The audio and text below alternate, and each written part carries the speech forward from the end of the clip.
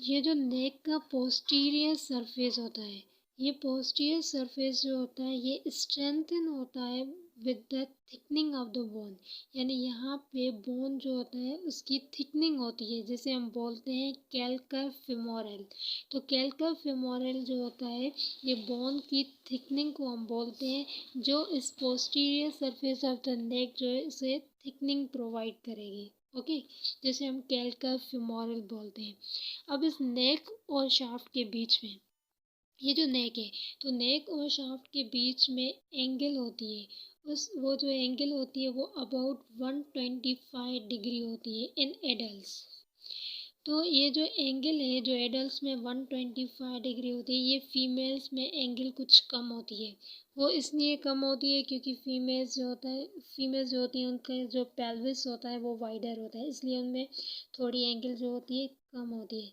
जिस तरह ये नेक शाफ्ट के साथ एंगल बना रहा है, उसी तरह इस नेक और ग्रेटर ट्रोकेंटर के बीच में भी एक एंगल होती है, और वो एंगल जो है 80 डिग्री होती है। ओके, और एक तीसरी भी एंगल होती है। वो एंगल कैसे बनती है, अगर हम इस पूरे, मतलब कि अगर आप इस फिगर में देखें कि इस पूरे हिप बोन में आप क्या करेंगे, एक ट्रांसवर्स लाइन ड्रा करेंगे। तो एक अपर एंड पे ट्रांसवर्स लाइन ड्रा करेंगे, एक सीधी बिल्कुल अपर एंड के बीच ट्रांसवर्स लाइन ड्रा करेंगे, और दूसरी आप लोअर एंड के बीच में लाइन ड्रा करेंगे। तो अपर लोअर एंड की जो ट्रांसवर्स लाइन होती है और अपर एंड की जो ट्रांसवर्स लाइन बनेगी, इन दोनों के बीच में एक एंगल बनती है, जिसे हम बोलते हैं एंगल ऑफ द टॉर्शन, और एंगल ऑफ द जिसे हम angle of the femoral torsion बोलते हैं, या फिर एंगल ऑफ द एंटीवर्जन बोलते हैं। और ये एंगल जो होती है अबाउट 15 डिग्री होती है। ओके, और एक बात बताना मैं भूल गई कि जो नेक शाफ्ट के बीच में एंगल होती है, इस एंगल का एक फ़ायदा होता है। वो ये होता है कि इस एंगल की वजह से जो हिप जॉइंट की मूवमेंट होगी वो फैसिलिटेट होगी, कि यानी कि हिप जॉइंट जो होता है वो आसानी से मूव कर सके, इसलिए ये एंगल जो है उसे हेल्प करती है हिप जॉइंट की मूवमेंट के लिए। ओके, तो अब हम बात करते हैं ग्रेटर ट्रोकेंटर की। ये है ग्रेटर ट्रोकेंटर।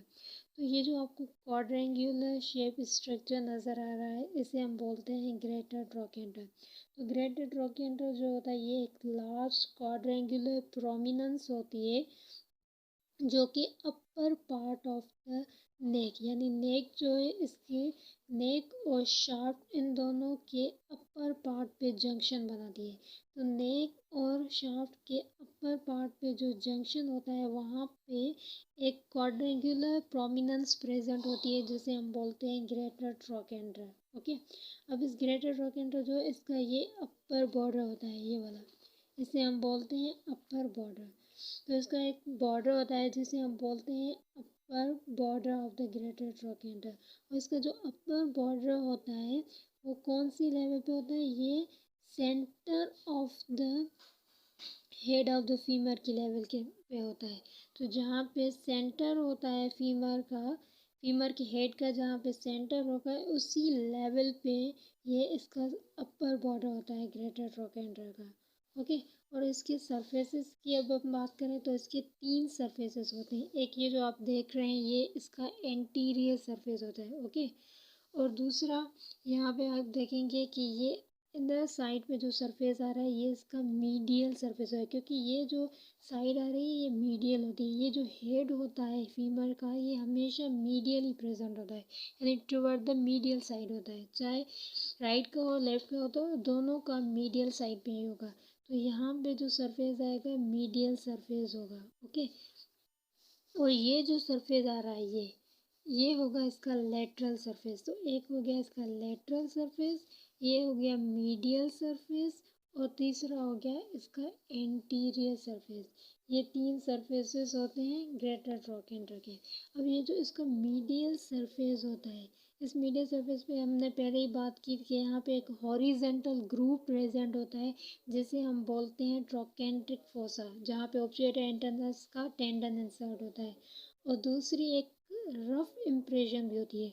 उस ट्रोकेंट्रिक फोसा जो ग्रूव है उसके अबव एक रफ इम्प्रेशन भी होती है दूसरी, तो ये दोनों, एक ट्रोकेंट्रिक फोसा और दूसरी रफ इम्प्रेशन, दोनों medial surface of the greater trochanter पे प्रेजेंट होते हैं। और जो लेटरल सरफेस आ रहा है ये, इस लेटरल सरफेस पे एक ओब्लिक रिज प्रेजेंट होती है। ये यहाँ पे आपको नज़र नहीं आएगी, लेकिन यहाँ पे बुक में लिखा है कि यहाँ पे एक ओब्लिक रिज भी प्रेजेंट होती है ग्रेटर ट्रोकेंटर पे। अब हम बात करते हैं लेसर ट्रोकेंटर की। तो लेसर ट्रोकेंटर जो होता है ये एक कोनिकल एमिनेंस होती है। ओके, ये जो लेसर ट्रोकेंटर होता है ये जंक्शन होता है between the postero inferior part of the neck and shaft. तो नेक का जो पोस्ट्रो इंफीरियर है, यानी एक तो पोस्टीरियर है और दूसरा इंफीरियर भी है, तो नेक और शाफ्ट के बीच में पोस्टीरियर इंफीरियर एस्पेक्ट पे जो जंक्शन है वहाँ पे ये लेसर ट्रोकेंटर यानी एक कॉनिकल एमिनेंस प्रेजेंट होती है, जिसे हम बोलते हैं लेसर ट्रोकेंटर। और दो, एक तो हो गई पोस्टीरियर व्यू पे एक इंटरट्रोकेंट्रिक क्रेस्ट, जिसकी हमने पहले बात कर ली कि इंटरट्रोकेंट्रिक क्रेस्ट जो होती है ये shaft posterior surface of the neck and shaft के बीच जंक्शन प्रोवाइड करती है। ओके, और दूसरी होगी इंटरट्रोकेंट्रिक लाइन।